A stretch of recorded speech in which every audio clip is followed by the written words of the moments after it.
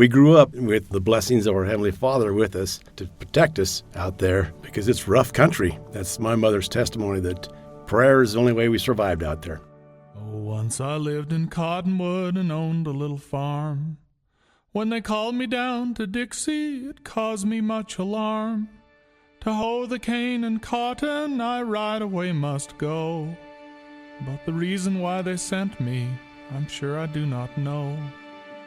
Welcome to Not Forgotten, a podcast brought to you by the Doc Booth Foundation and hosted by noted writer Lyman, who has chronicled the stories, culture, and character of Utah's Dixie for more than 40 years. Well, here we are on a beautiful September day in Utah's Dixie.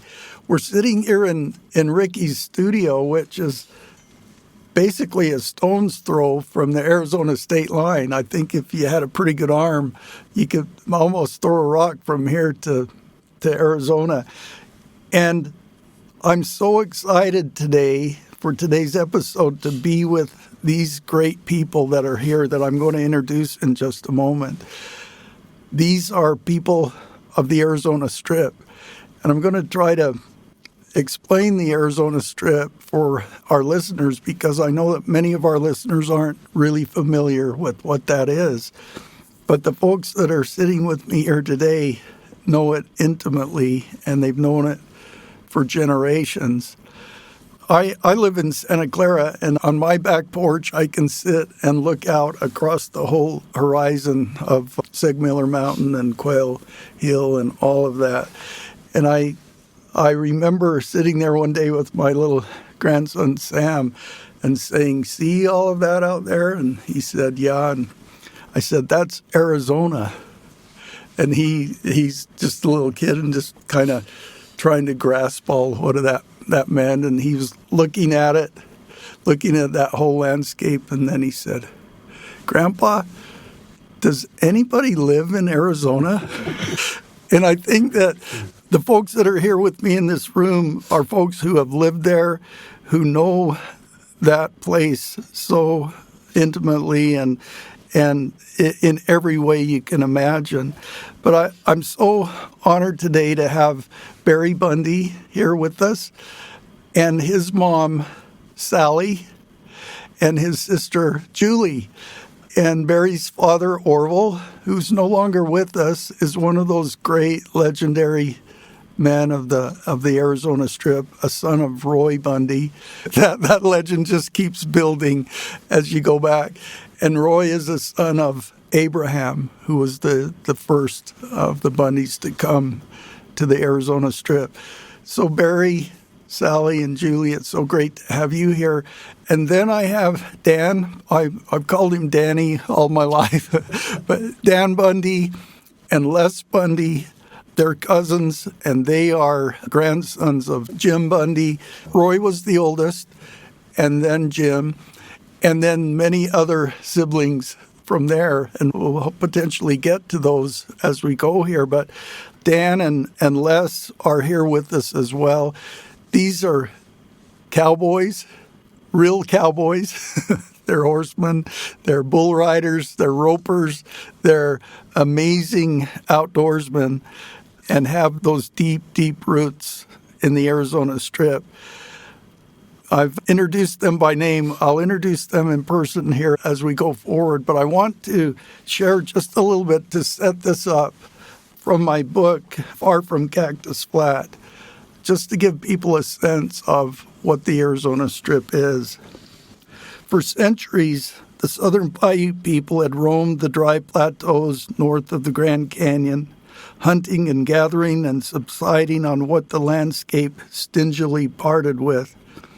They were known as the Shivwits, the Uinkarets, the Kaibab. They were a passive and gentle people who left little behind to remind anyone they were there. Even the names they placed on the land are mostly gone, although one remains particularly prominent, Parashant. In the summer of 1540, Garcia Lopez de Cardenas and a dozen bold men separated from the Coronado expedition set off to the northwest along what is now Arizona's Coconino Plateau. They were searching for a city made of gold. Of course, they did not find that golden city, but what they did discover would capture the hearts and imaginations of men, women, and children around the world for generations to come. As the conquistadors marched northward, they suddenly found themselves on the rim of a gran barranca, a grand canyon. The earth opened up before them and broke away in descending terraces a mile deep. At the bottom flowed what from their vantage looked to be nothing more than a trickle of water, but was, in fact, the largest river in the southwest. 8 miles across, through the wavering hot air, they could see the chasm's north rim. There was no way for them to cross to that distant country. What lay on the other side would remain a mystery to them, a land apart. Today, that land apart is known as the Arizona Strip. It's 8,000 square miles of mesas, plateaus, juniper pine forests, sagebrush flats, and breathtaking beauty. And it strikes me as I read this, those 8,000 square miles are bigger than most European countries. The Arizona Strip encompasses the entire northwestern corner of Arizona, the portion cut off from the rest of the state by the Grand Canyon of the Colorado. For 280 miles from Navajo Bridge near Lee's Ferry, near the Utah state line, to Boulder Dam near Las Vegas, Nevada, there is no highway crossing of the canyon. In many ways, the Gran Barranca is as formidable a barrier today as it was to Cardenas and his men nearly 500 years ago. In January of 2000, 1/5 of the 5 million acre Arizona Strip was declared a national monument. Grand Canyon Parashant National Monument stretches from the Nevada-Arizona state line on the west to the Toroweap Valley on the east, and from the Paiute Wilderness west of Wolf Hole on the north to the tip of Kelly Point, overlooking the horseshoe bend of the Colorado River on the south. The monument is more than 1 million acres of some of the most remote country in the lower 48 states. The better part of it is accessible only by horseback or backpack. There are no oiled roads in this monument, no visitor centers, no restaurants, hotels, service stations, or convenience stores. No bus tours traverse its rough and dusty roads, and no ranger-guided walks are offered. If you go there, you go on the land's own terms. The Parashant, where the Bundy family drove in its stakes in 1916, has become a national monument, but it is still very much a land apart. The country's remoteness, its lack of water, and its rugged terrain have kept human activity at a minimum. In fact, if the island of Manhattan were populated with the same ratio of people per square mile as the Arizona Strip, there would be a total of 13.5 inhabitants living in all those skyscrapers. Along the sacred summering ground of the Shivwits and Uinkarit bands of the southern Paiute people, the land was subsumed by Anglo-Americans in the latter part of the 1800s. And in the decades since, it has sustained a unique breed of hardy people, including miners, cattlemen, sheep herders, lumbermen, and homesteaders.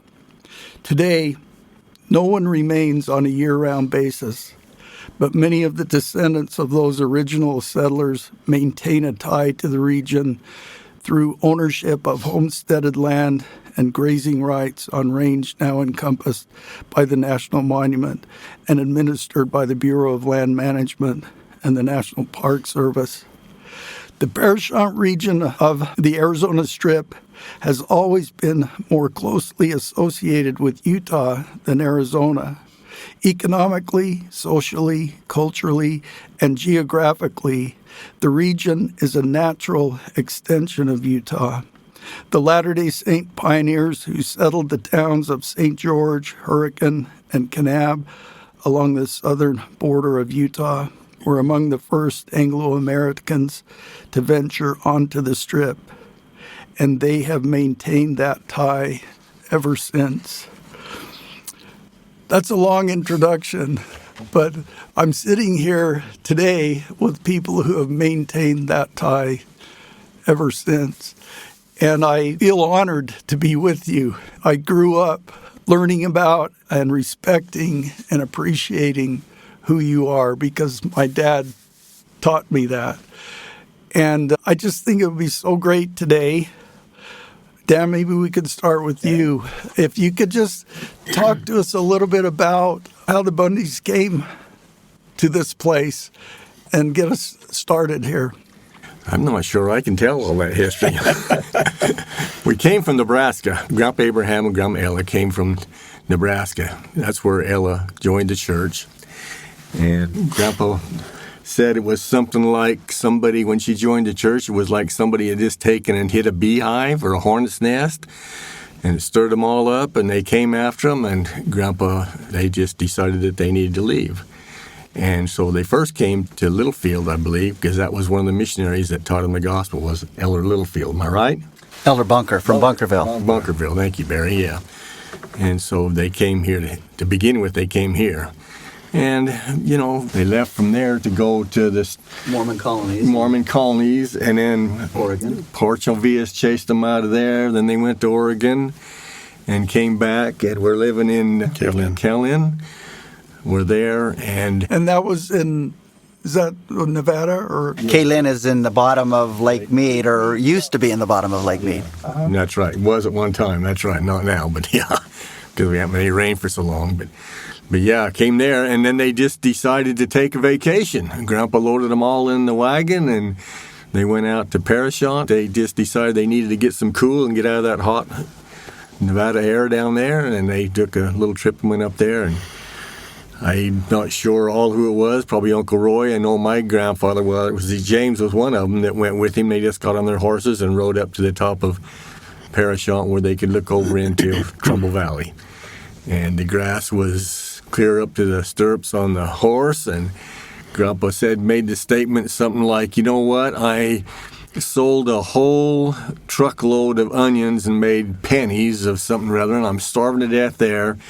We can go over into that valley over there and homestead a piece of ground and starve to death over there. So at least we'll have a piece of ground. As you share that, Dan, I think about the Bundys. They left Nebraska. There was a certain amount of persecution there, wasn't there, for them because they had joined the Church of Jesus Christ of Latter-day Saints, and they came to this area, and it's almost like they wandered in the wilderness for several years before they came to their promised land. Barry, tell us about that promised land. Well, so just an amendment, or just an addition to what Dan has said, I think they were on vacation, but they were I think James and Roy and Abraham were also working at the Grand Gulch mine. And so the three of them rode their horses and saw this lush valley over against the Hurricane Rim, and they went over there on horseback, and Abraham said, this is where we're going to homestead, and back then it was the Homestead Act. So Abraham stayed. That was the fall, November, sometime in 1916. Well, then he sent the boys back to get their families, and they were living in Beaver Dam or Littlefield. And then the next spring, in 1917, is when all the group came. But Abraham stayed there, my understanding, while they went and got their families and brought them back. And there was quite a list of siblings. So Abraham and Ella had 9 children. Roy was the oldest son. James was the next oldest son, but they had an older sister, Lily, who ended up being Lily Iverson, and there's a lot of her descendants here. But they had 9 children, and each one of them homesteaded out there. And so much of the private property in the Mount Trumbull Bundyville community was homesteaded by our ancestors. And we're talking about that valley or that flat or that area that is about 60 miles directly south. So if you leave the state line right here where we are, it's 50 miles. 50 miles. Just under 50 miles to the Mount Trumbull Schoolhouse. Mount Trumbull Schoolhouse, and that is what we've all known as Bundyville. And all of those original homesteads, those were they full section homesteads or some? Most of them were, but there were some partial homesteads, and they weren't all Bundys. There was a lot of other people that homesteaded. In fact, the heyday, I think when my dad was young, there was about 200 to 250 people in about a 30-mile radius there. Abraham was only able to homestead 3/4 of it because he had a quarter of a section in Nebraska. That's correct. And so he was only able to homestead 3/4 of a section when he came to the strip. Les? Yes. So your grandpa saw stirrup high grass all across that country when he first came over and saw it. Tell us about that country from your perspective, having been born and grown up. Well, I've never seen the grass up to the stirrups since then, but but I wish I could. But yeah, it's since those days, it has been a place of, I think it's something that is deep in everybody's heart that has ever lived there. It's home to them, and it's something that has just grown to be a special place, and the spirit is felt there, and it is a place where hard livings have been made. Not all in cattle, because, cattle was the main thing that was done there, but other activities were done. My dad, for example, raised a little bit of dry wheat. And your dad was Ben.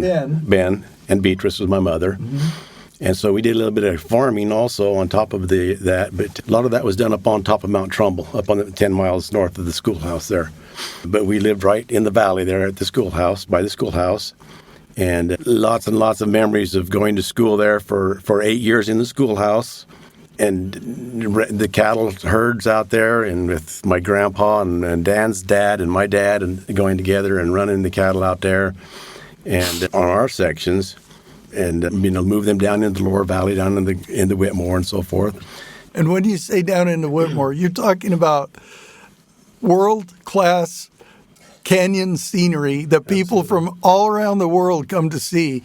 But that's where you moved your cattle. We had our cattle down there in the wintertime, and so did these guys. Yeah, so James and that bunch, Atwood, they all have the Pause Pockets area, which if anybody's been to the Bartan and south to the river, you know where the Pause Pockets, and it's famous. And we're a little bit further down in the Cows Pockets, Frog, Cane Springs area. But you go basically River Road south as far as you can go. That's where our ancestors raised cows. And that's what's so amazing is that you leave St. George, you cross onto the dirt road at the Arizona line, and then you just go until you cannot go any farther. And you literally cannot go any farther. And I've been to Frog, and Dan and Les took me there, and you cannot go any farther. I think about the Southern Paiute, they call it Two-Weep or Toroweep, that country out there.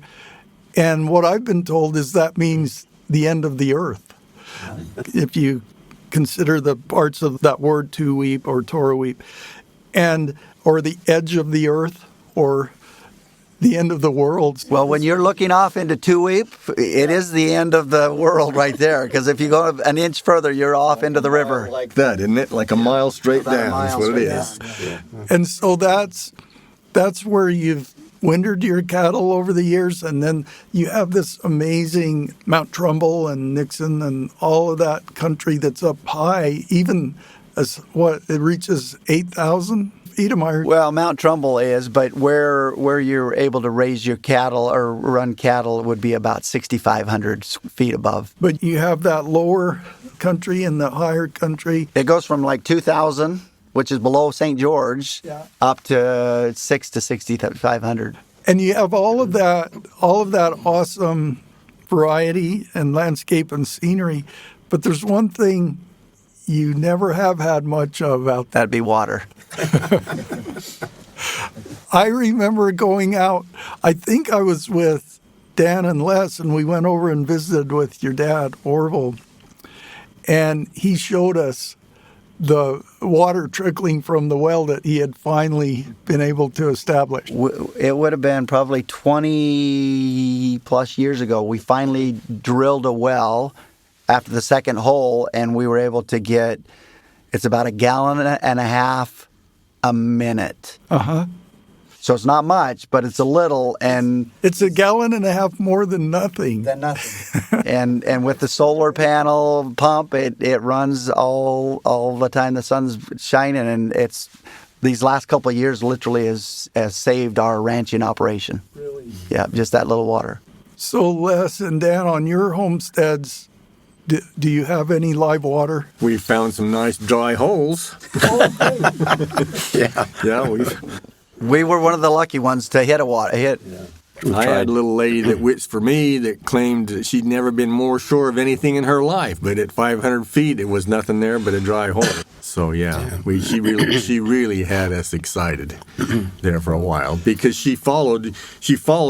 I don't know we have a sinkhole in the very south end of our place down there, a big deep sinkhole. I mean, sometimes when that rain comes and those big floods come, I mean, it's like a whirlpool going down this pool, and she traced that source of wherever we was to where we had us drill, and so she really had us excited that we were going to actually find some water. Do you think that Abraham and Roy and Jim realized that there wasn't very much water when they put the stakes down there? So I have my opinion, and that's all it is. I don't think they realized that there wasn't any water, but the fact that there wasn't any people there was a pretty good indication. You know, these are people that were kind of run out of every place they went.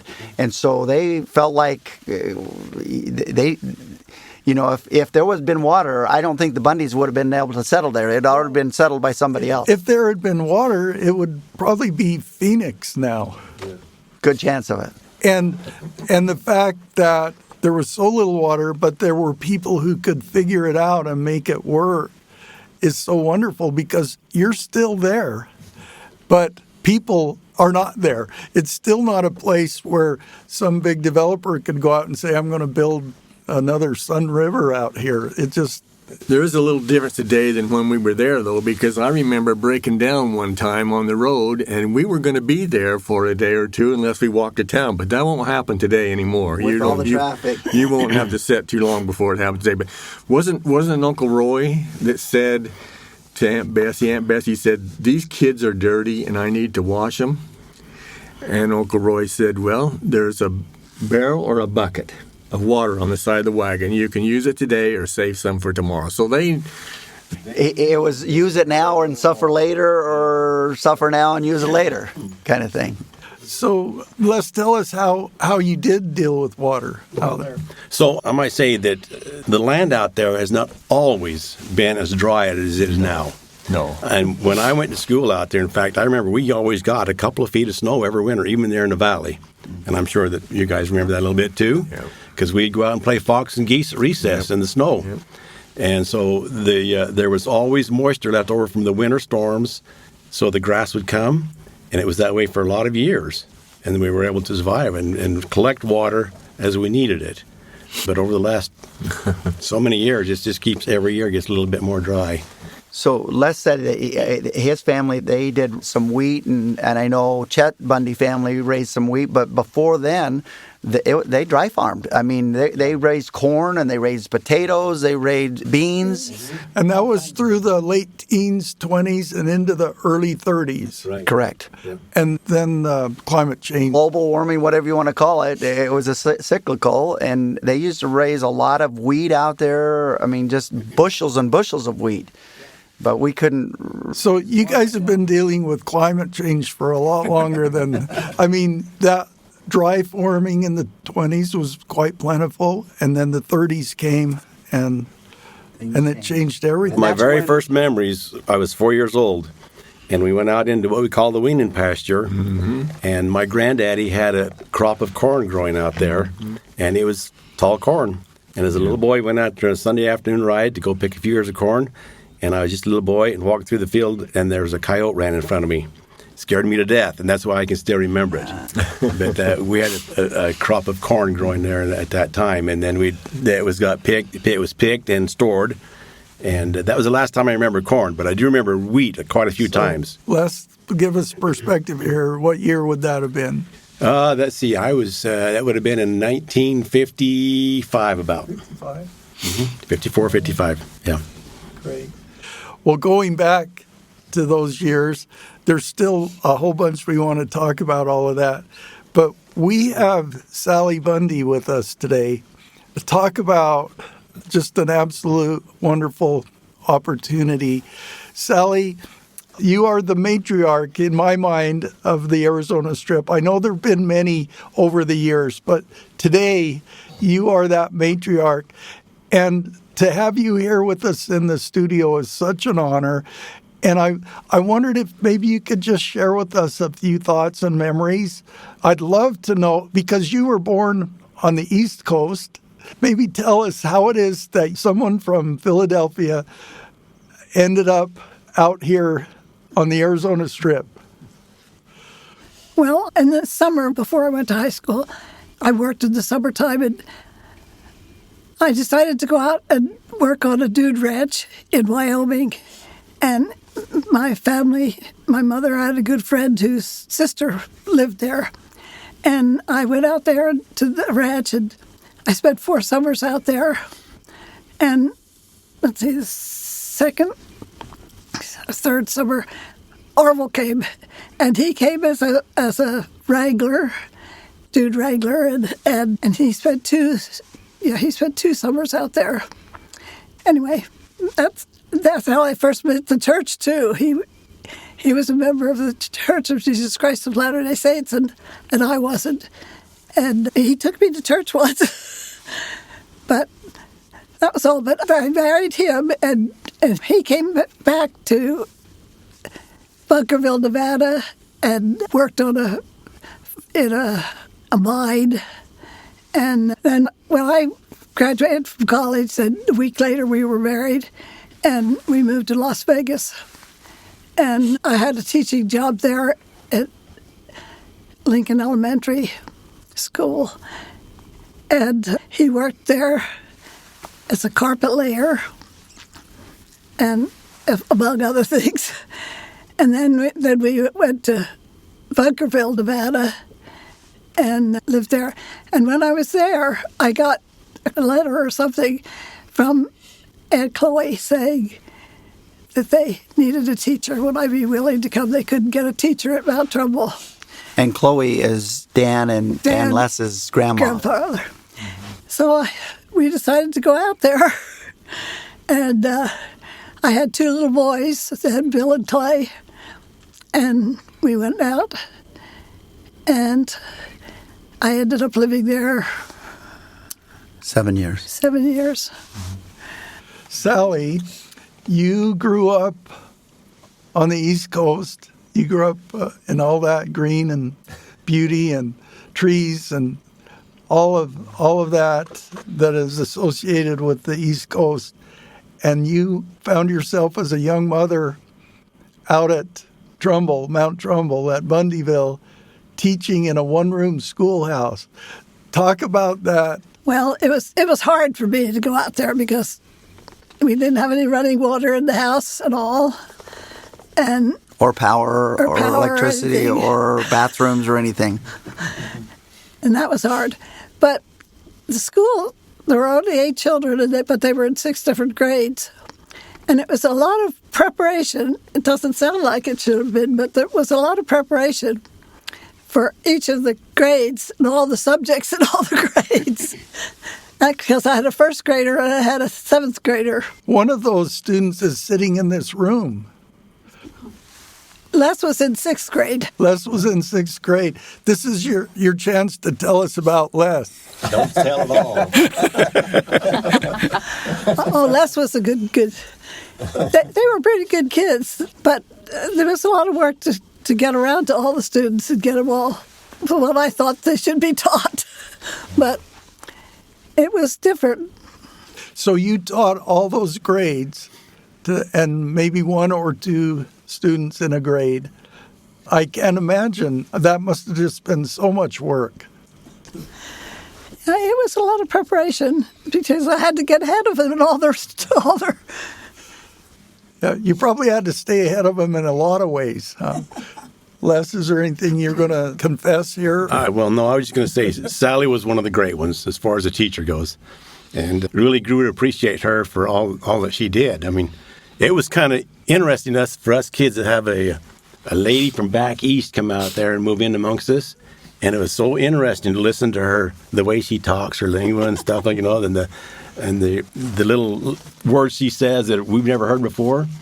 But it was so fun to have her as a teacher out there, and she was a great one. And we really appreciated her for all she did and taught us. So it occurs to me that you were really blessed to have her as a teacher, and what a great thing. So you taught that year, and I taught just the 1 year because then I had Margie, and so I didn't teach anymore. And so you had Margie, and then you were living out there at that time, and then you moved to St. George? In 1968.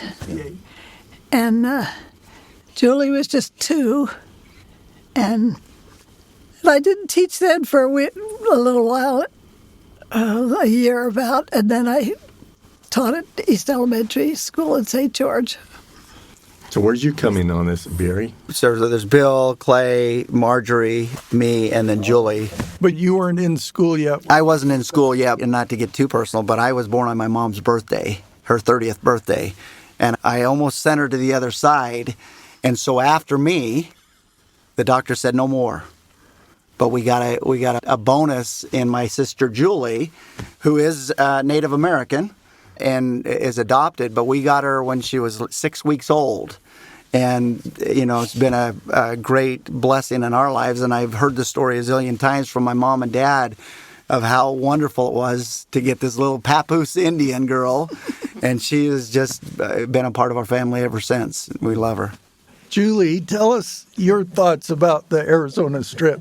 I love it there. It's great. I love it there. It reminds me of my dad, and I have great cousins, and the reunion's great, and I love going there. A lot of good memories. You mentioned your dad, and Orville is one of my favorite people in the whole world. I miss him. I miss him dearly. And I think of you, Sally, and being on that dude ranch, and this tall, slim, handsome fellow walks up to you. I can only imagine those things, but what a great story that the two of you connected, and that you came here, and that you've been here ever since. You moved back to town, but at some point, Orville began to run cattle and be a full-time cowboy. Yeah, so when Roy passed away, his father, his mother owned the ranch, Doretta Bundy. And she sold it to my dad, Orville, and then his brother, Newt. And Newt was living in Las Vegas, and, my dad was running it, and they kind of came to an agreement that that couldn't work, and so my dad bought Newt out, and so he owned the ranch. And so even when we moved in, he would be out there all the time, and we would move out basically during the summertime, after my mom was done teaching school. But just going back a little bit to the uniqueness of, I look at this tall, slender, whatever my dad was, and I don't know what my mom was thinking. But I'm grateful to this day. We're grateful that she saw something that maybe a lot of other people, my dad was, as my mom had kind of mentioned, he was a member of the Church of Jesus Christ of Latter-day Saints, but he wasn't a good one. He had some bad habits and, wasn't living the standards that his mom had taught him.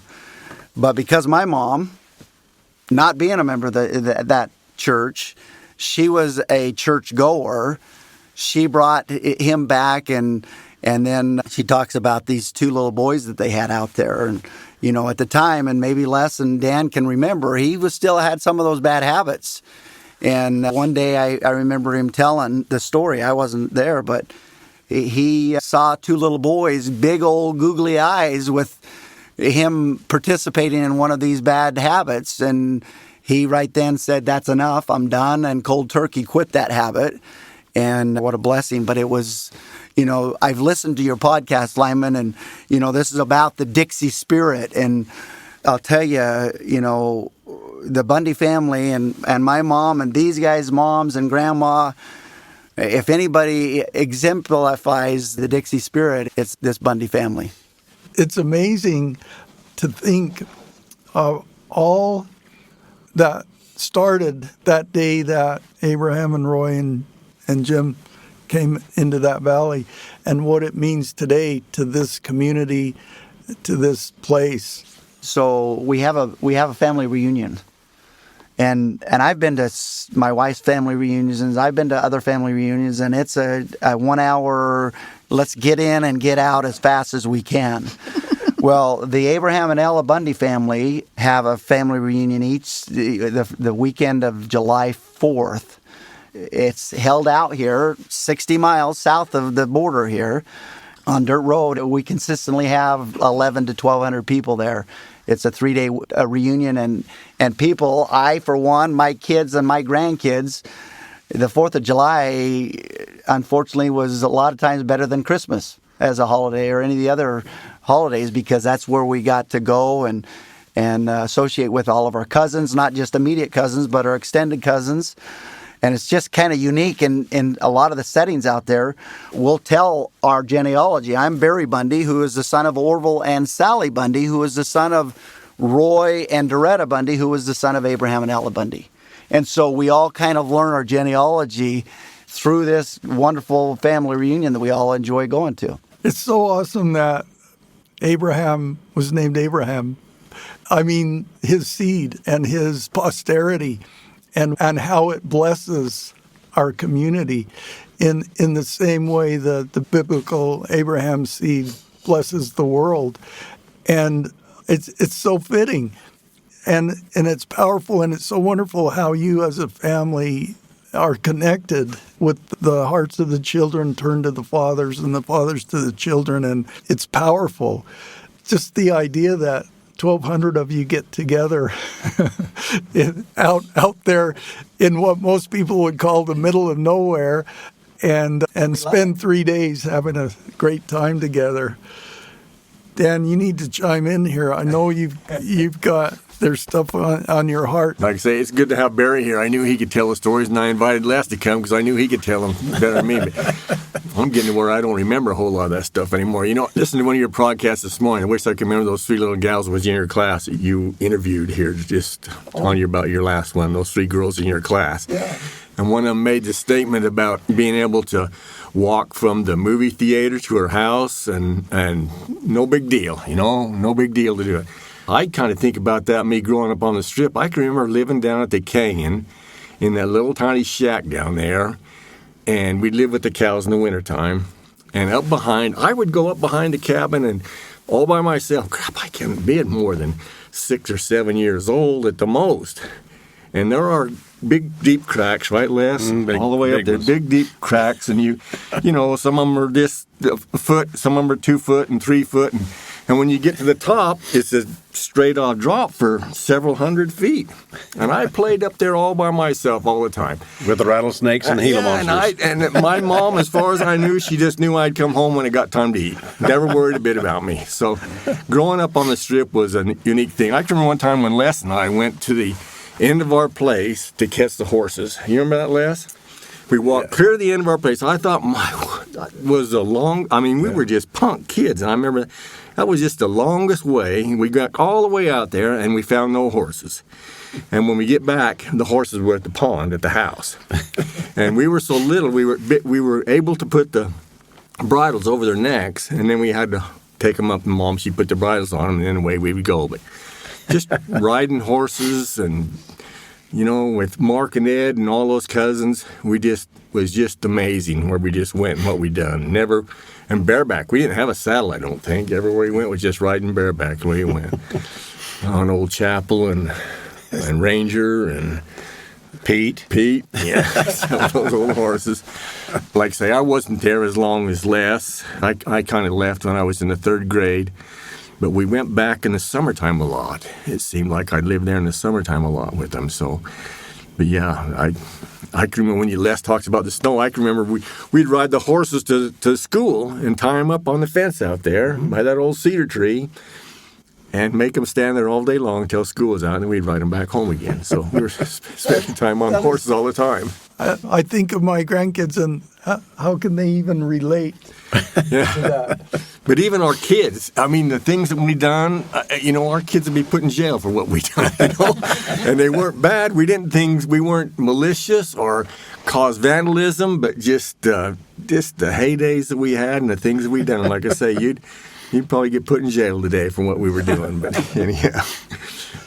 But those things were more what happened when we came to town. And I will say, along with Sally, none of our moms enjoyed living on the Strip.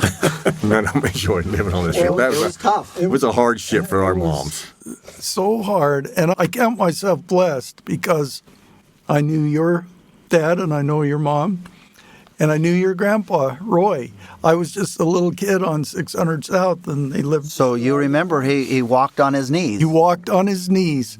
I remember him as having this white hair and this old man walking on his knees because he had been crippled with arthritis.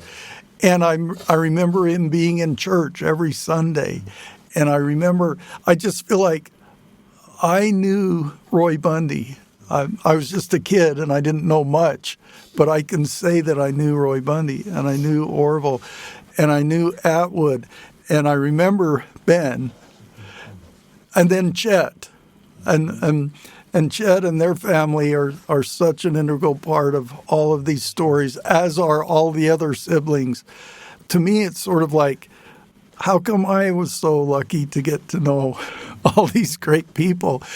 And I think that it's something that should be treasured. The lives you lived, what you accomplished as a family in a faraway and desolate and difficult place. And you're still here and you're still involved in St. George and in Dixie and in the whole Dixie Spirit. I can't over-express that. Well, I think we owe you a lot, Lyman, for bringing that book you got in your hands right there, Far from Cactus Flat. I mean, bringing our history alive to us and our uncle. That's their uncle. Yeah, yes. It's amazing. And this is a whole nother episode. Your uncle Lincoln Bundy and his story, World War II hero, such an amazing story that never was completely told until 50 years later. And in the process of writing this book, I got to spend so much time with your father, Atwood, Dan, and your mom, Betty, and your Aunt Nathella. What an awesome lady, Nathella Bundy Wood, and all the other great people from your dad's family, and telling that story. I always wanted to write something about the Arizona Strip, but being able to talk about Lincoln Bundy's story in World War II and tying it to the overall history of the Strip was one of the best experiences of my life. And there's so much to talk about there. We're not going to go into that today, but I hope that we can have an episode where we'll tell that story at some point. There's so much we could talk about. Sally, what's on your heart right now as you think about those days?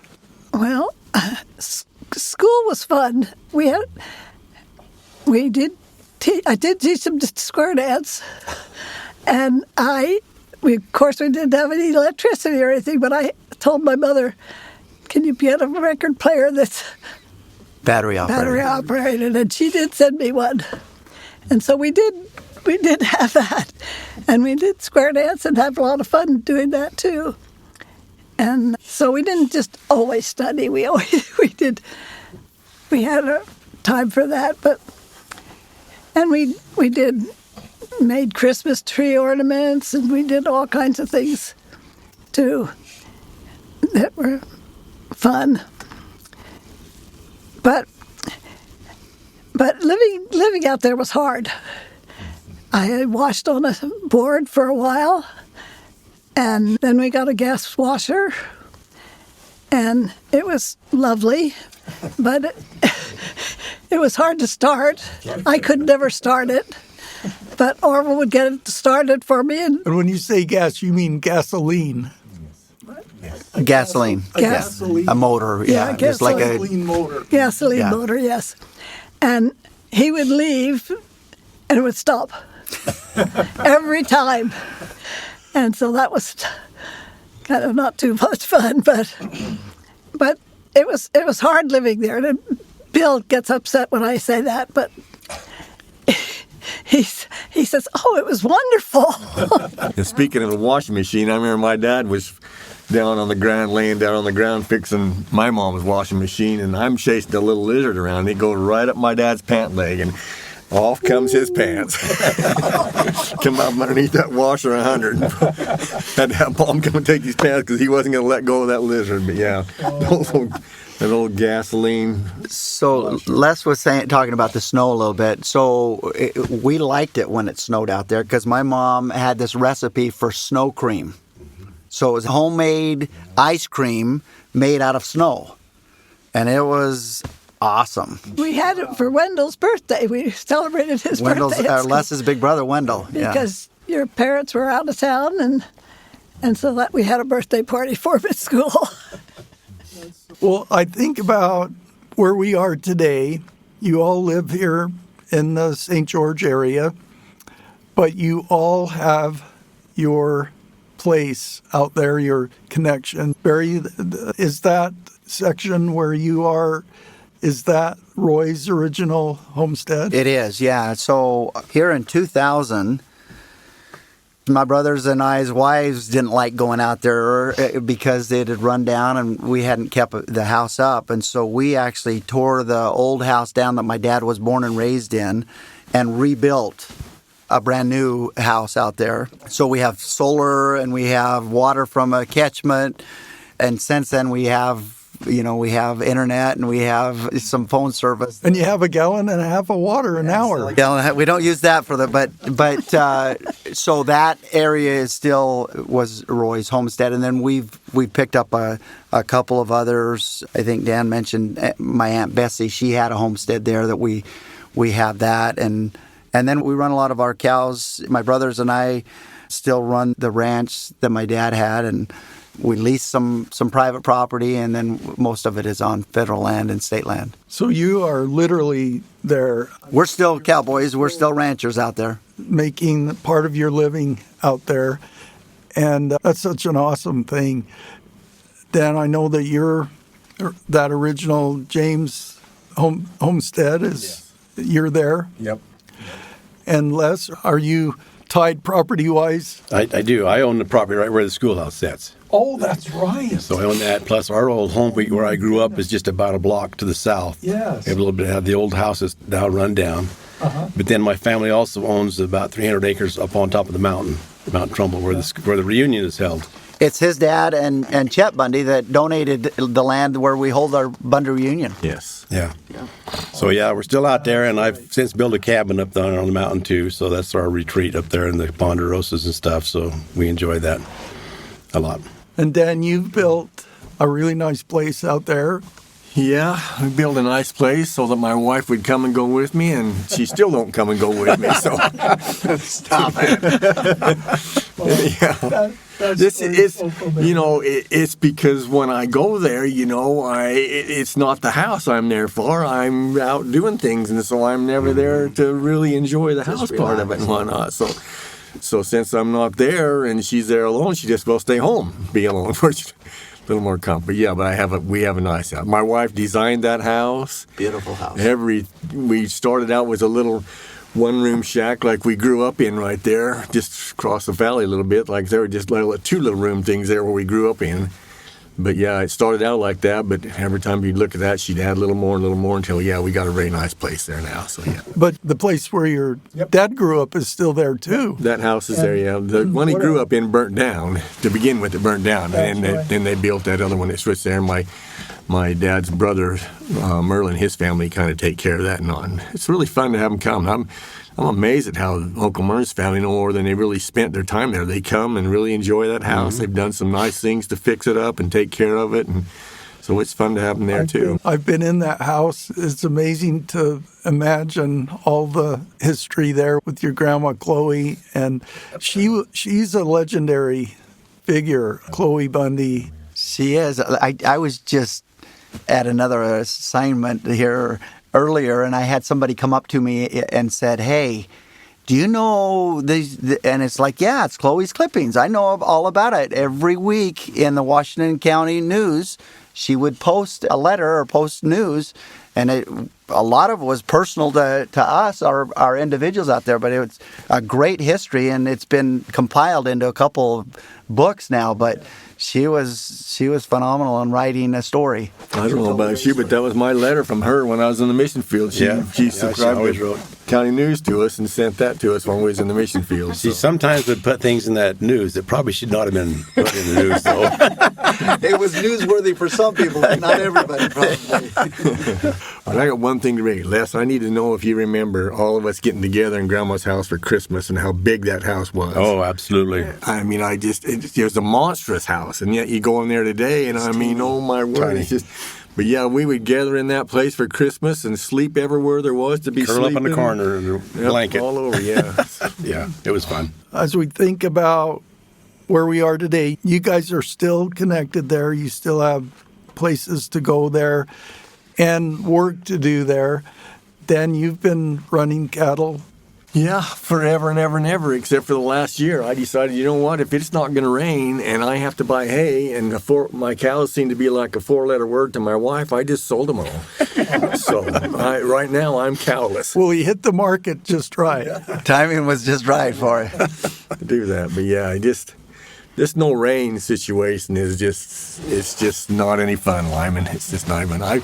When Les was talking about when they remember going down in the weaning pasture, I still got a mark on my lip here from being down there at the weaning pasture when we was down there, because that dike would always have water in it, and somehow we would gather that water out of that and run it down the rows to grow our vegetables and whatnot. And I was standing by the car, and the wind blew and smacked me and cut my lip wide open. So I got a nice little mark here from down checking the garden. But yeah, it was rained a lot more. I remember water being in that dike all the time. Well, those weather patterns have been a big part of the history. I remember Burl Aldridge telling me, and perhaps you guys, while I'm telling this, can think of the other families that lived, and we could love to be able to mention them.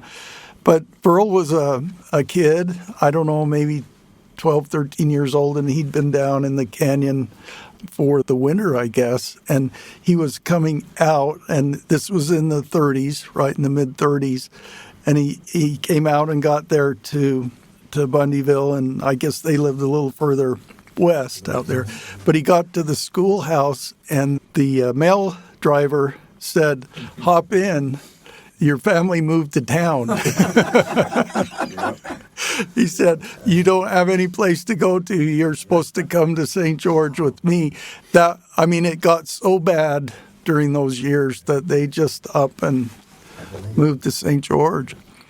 But there's the Aldridges, there's the Iversons, Van Leuvens, the Joneses, the Kenworthys, the Esplins, at Little Tank, Atkins, obviously, Heatons. Well, that little map that your brother put together for our 100-year reunion for the Settling the Valley blows me away, that I look and see how many families were around in there and how many people were there. It's amazing how many people at one time, were right there in the valley and on the strip itself. I think of Herb Bundy and Ethan and Frosty Bundy's family, which are your cousins. And Vita was my age. As I was growing up, in suburban St. George, I had all of these Bundy friends, really good friends, and folks that I really admired and actually, trying to think of the word, but I was jealous of them because they they got to be out there doing all those great things on the Arizona Strip. It wasn't until I was 14 that I got to go out there and really have an experience, and that was over on the Parashon and down in Twin Canyon when the Mathises sold out to the Gooblers and Fries. And I got to spend 3 or 4 days with Reed Mathis and Buster Esplin and some of those other guys down in Twin Canyon roping wild cattle and getting them out of there. And from that moment on, I've just thought of the Arizona Strip as this mythic place that is just so awesome. For you guys, it's completely real and completely, it's just amazing what you've done there and how you are still there and that beautiful spirit that you still carry. I'll just say I'm not quite as old as these guys, but I love that place as if it is my home. Every chance I get, I go out there. And my kids and my grandkids like to go out, and even my wife likes to go out. But, you know, I look at all the things that I've learned throughout my life, you know, the education that I've had and, you know, the good training from my mom. Most of my life lessons have come from out there. You know, I learned a lot from my dad, my 2 brothers, and my sisters. I mean, it's brought our family, our immediate family together because we were our best friends. And, you know, this extended family, we feel the same way. You know, we may not all agree on everything, or maybe the history has changed a little bit in one of our minds or the other, but we're all from the same stock. Again, I keep coming back to this Dixie Spirit. We all recognize it. You know, all these kids that you just talked about that came to town, they were backward kids, but they were incorporated into the suburban St. George and became Dixieites. A lot of the kids and grandkids have gone to all the different other schools, but we're all have that common thread that, you know, we came from hard times and we were welcomed to the most part, and we've made something out of it. We still love to go out there. It's still home to all of us, but there's a lot of history and a lot of things that make us who we are, good or bad. We refer to it as out home all the time, don't we, Barry? Yeah. We're going to go out home. And that's what I was thinking when I was texting you yesterday, that you needed to come down River Road, but then stop right here at Ricky's studio and not keep going all the way out home. It's hard to change the truck pattern, though. It was headed out. Yeah, I just want to say, Lyman, thank you so much for all you've done. My daughter is the head librarian to one of the schools, intermediate schools over in Washington Fields. She says they've got a bunch of copies of your book, and they can't keep in them. They're always being checked out, but everybody loves those stories. I might say that over the years, as I've served in the bishoprics or on high council, whatever, in the church, and every time I am called on to give a talk, I always have to tell them an Arizona Strip story. And you know what? It's amazing how people come up afterwards. I want to hear more. I want to hear more. Tell us about the Arizona Strip. Tell us more experiences you've had out there. And so we grew up with, you know, the blessings of our Heavenly Father with us to protect us out there. Well, because it's rough country. You know, that's my mother's testimony that prayer is the only way we survived out there. So it's a good testimony for all of us. So anyway, thank you for your service. Thank you, Les. Thanks to all of you. This has been a really, really special time for me. Thank you for all you do, Lyman. Appreciate it. Thank you. Yeah. The Doc Booth Foundation is dedicated to empowering individuals through educational opportunities and promoting mental health advocacy. Through scholarships and funding for important community needs, the foundation perpetuates the can-do spirit of the founders of this community, using the lessons of the past to chart the course for a better future. Make your tax-deductible donation at docboothfoundation.org. Not Forgotten is produced by Ricky Valadez and made possible by the generous support of St. George Area Zag Stores, industry-leading tech support and accessories. Lyman Hafen's books can be found at lymanhafen.com. Once I lived in Cottonwood and owned a little farm. When they called me down to Dixie, it caused me much alarm. To hoe the cane and cotton they must go. But the reason why they sent me, I'm sure I do not know. We came to Dixie